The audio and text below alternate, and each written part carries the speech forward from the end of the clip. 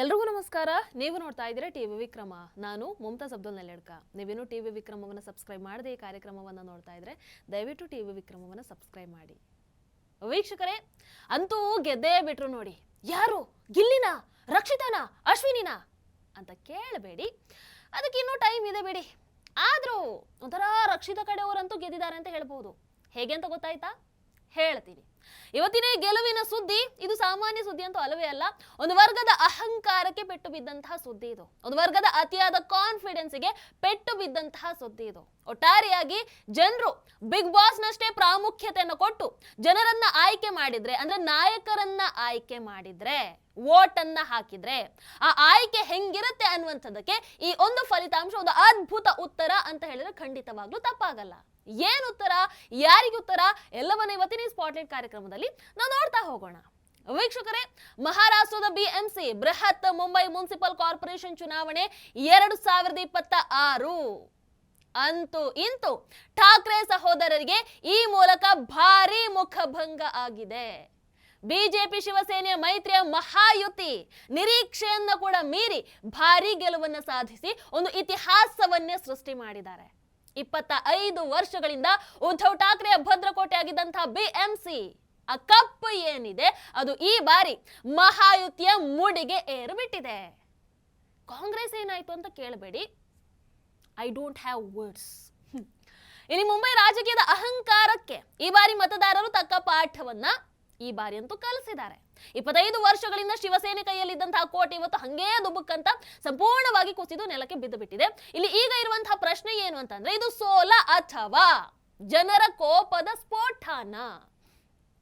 ನನ್ನ ಪ್ರಕಾರ ಜನರ ಕೋಪದ ಸ್ಫೋಟ ಕೂಡ ಹೌದು, ಒಂದು ಉತ್ತಮ ಆಯ್ಕೆಯ ಫಲಿತಾಂಶ ಕೂಡ ಹೌದು. ಅಂದ್ರೆ ಅಭಿವೃದ್ಧಿಗೆ ವೋಟ್ ಅನ್ನ ಹಾಕಿದ್ರೆ ಏನಾಗುತ್ತೆ ಅನ್ನುವಂಥದ್ದಕ್ಕೆ ಈ ಒಂದು ಫಲಿತಾಂಶ ಉತ್ತರ ಅಂತ ಹೇಳ್ಬೋದು. ಈ ಕಡೆ ಉದ್ಧವ್ ಠಾಕ್ರೆ, ಆತನ ಭಾವನಾತ್ಮಕ ಭಾಷಣ ಆಗಿರಬಹುದು, ಆತನ ಕುರ್ಚಿ ರಾಜಕೀಯ ಆಗಿರಬಹುದು, ಅವರ ಒಳಜಗಳಾಗಿರಬಹುದು, ಇವೆಲ್ಲವನ್ನ ನೋಡಿ ನೋಡಿ ನೋಡಿ ಅಂತೂ ಮುಂಬಯಿಯ ಜನ ಆಯ್ತ್ರಪ್ಪ ನಿಮ್ಮ ಈ ಉಪಕಾರ ಸಾಕಪ್ಪ ಅಂತ ಹೇಳಿ ಬಹಳ ಅದ್ಭುತವಾದಂತಹ ಒಂದು ಸ್ಟೈಲ್ ನಲ್ಲಿ ಉತ್ತರವನ್ನ ಕೊಟ್ಟಿದ್ದಾರೆ. ಇನ್ನು ಈ ಕಡೆ ರಾಜ್ ಠಾಕ್ರೆ, ಆತನ ಮರಾಠಿ ಅಸ್ಮಿತೆ ಆಗಿರಬಹುದು, ಆತನ ಘರ್ಜನೆಯ ಭಾಷಣ ಆಗಿರಬಹುದು, ಆತನ ಕೊಳಕು ಭಾಷಣ ಆಗಿರಬಹುದು, ಮತಪೆಟ್ಟಿಗೆಯಲ್ಲಿ ನೋಡಿದ್ರೆ ಅದ್ಯಾವುದು ಕೂಡ ಘರ್ಜನೆನೇ ಮಾಡಲಿಲ್ಲ. ಈತನ ಮಾತು ಜೋರಾಗಿತ್ತು, ಆದ್ರೆ ಈತನಿಗೆ ಹೋಗುವಂತಹ ಮತಗಳು ಬಹಳ ಮೌನವಾಗಿದ್ದವು. ಇದೇ ರಾಜ್ ಠಾಕ್ರೆ ಮೊನ್ನೆ ಅಣ್ಣಾಮಲೈ ಅವರಿಗೆ ಏನಂತ ಹೇಳಿದ್ದ? ಒಬ್ಬ ರಸ್ಮಲಾಯ್ ತಮಿಳುನಾಡಿನಿಂದ ಬಂದಿದ್ದಾನೆ, ನಿನಗೆ ಇಲ್ಲಿ ಬರೋದಕ್ಕೆ ಏನ್ ಸಂಬಂಧ, ಲುಂಗಿ ಹಟಾವೋ ಪುಂಗಿ ಬಜಾವೋ ಅಂತ ಬಹಳ ಕೀಳು ಮಟ್ಟಕ್ಕೆ ಈ ರಾಜಕೀಯ ಅದು ಇದು ಎಲ್ಲವನ್ನ ಮೀರಿ ಬಹಳ ಕೆಳಗೆ ಇಳಿದು ಮಾತಾಡ್ಬಿಡ್ತಾರೆ. ಆದ್ರೆ ಈಗ ಫಲಿತಾಂಶ ಏನಾಯ್ತು?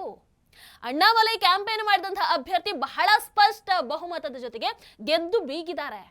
ಅಂದ್ರೆ ರಾಜ್ ಠಾಕ್ರೆ ಆ ಘರ್ಜನೆ ಆಗಿರಬಹುದು, ಆ ದ್ವೇಷ ಭಾಷಣ ಆಗಿರಬಹುದು, ಆ ಪ್ರಾದೇಶಿಕ ನಿಂದನೆ ಆಗಿರಬಹುದು, ಇವೆಲ್ಲದಕ್ಕೂ ಕೂಡ ಮಾತಿಂದ ಅಲ್ಲ ಫಲಿತಾಂಶದಿಂದಾನೇ ಅಣ್ಣಾಮಲೈ ಟಕ್ಕರನ್ನು ಕೊಟ್ಟಿರುವಂಥದ್ದು.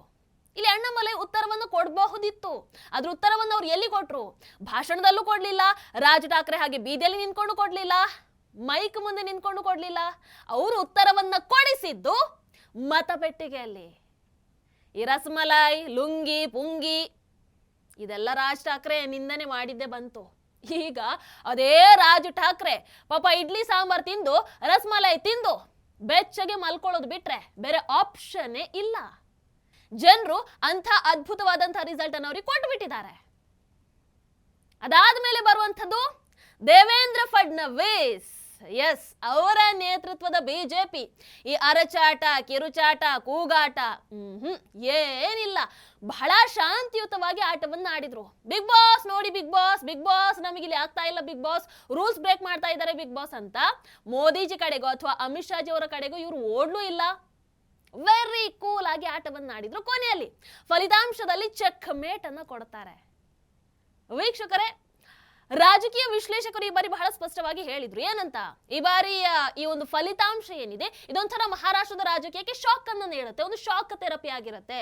ಇದನ್ನ ಕೇವಲ ಪಾಲಿಕೆ ಚುನಾವಣೆ ಅಂತ ಅಂದ್ಕೊಳ್ಬೇಡಿ, ಪಾಲಿಕೆ ಚುನಾವಣಾ ರಿಸಲ್ಟ್ ಅಂತ ಅಂದ್ಕೊಳ್ಬೇಡಿ. ಇದು ಮುಂದಿನ ವಿಧಾನಸಭಾ ಚುನಾವಣೆಗೂ ಮುನ್ನ ಸಿಗುವಂತಹ ಒಂದು ಎಚ್ಚರಿಕೆಯ ಗಂಟೆ, ಒಂದು ಸೈರನ್ ಅಂತ ಅಂದ್ಕೊಳ್ಳಿ ಅಂತ ಹೇಳಿದ್ರು. ಈಗ ಯಾವ ರೀತಿಯಾದಂತಹ ಎಚ್ಚರಿಕೆ ಬಂದಿದೆ ಅಂತಂದ್ರೆ, ಈ ಶಾಕಿಗೆ ಒಳಗಾಗಿರುವಂತವರು ಸುಧಾರಿಸೋದಕ್ಕೆ ಬಹಳ ಕಷ್ಟ ಇದೆ. ವೀಕ್ಷಕರೇ, ಇಲ್ಲಿ ಜನರ ತೀರ್ಪು ಬಹಳ ಬಹಳ ಬಹಳ ಕ್ಲಿಯರ್ ಆಗಿತ್ತು. ಮತ್ತೆ ಮತ್ತೆ ಇದನ್ನು ಯಾಕೆ ಒತ್ತಿ ಹೇಳ್ತಾ ಇದ್ದೀನಿ ಅಂತಂದ್ರೆ, ನಮ್ಮ ಕರ್ನಾಟಕದವರು ಇದನ್ನ ಅರ್ಥ ಮಾಡ್ಕೊಳ್ಳಿ ಅಂತ. ಅಂಡ್ ನಮ್ಮ ಕರ್ನಾಟಕದ ಜನ ಅರ್ಥ ಮಾಡ್ಕೊಳ್ಳುವಂಥದ್ದು ಅದು ಈ ಸಂದರ್ಭದಲ್ಲಿ ಬಹಳ ಇಂಪಾರ್ಟೆಂಟ್. ಯಾಕೆ ಅಂತ ಬಾಯಿ ಬಿಟ್ಟು ಹೇಳ್ಬೇಕಾದಂತ ಅವಶ್ಯಕತೆ ಇಲ್ಲ ಅಂತ ಅಂದುಕೊಳ್ತೀನಿ.